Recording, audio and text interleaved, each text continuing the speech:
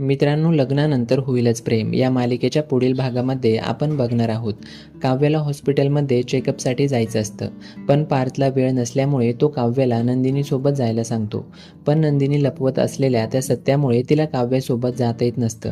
तेव्हा नंदिनी लगेच पार्थ आणि काव्याला म्हणते, मी उद्याच्या ऐवजी हॉस्पिटलला परवा जाणार आहे.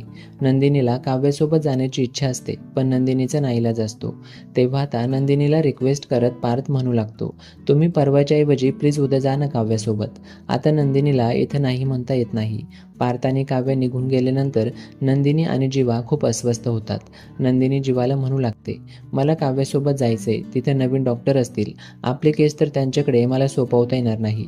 मग तिथे जाऊन मी काय बोलणार आहे, मी काय सांगणार आहे त्यांना, मला तर समजतच नाहीये मी काय करू.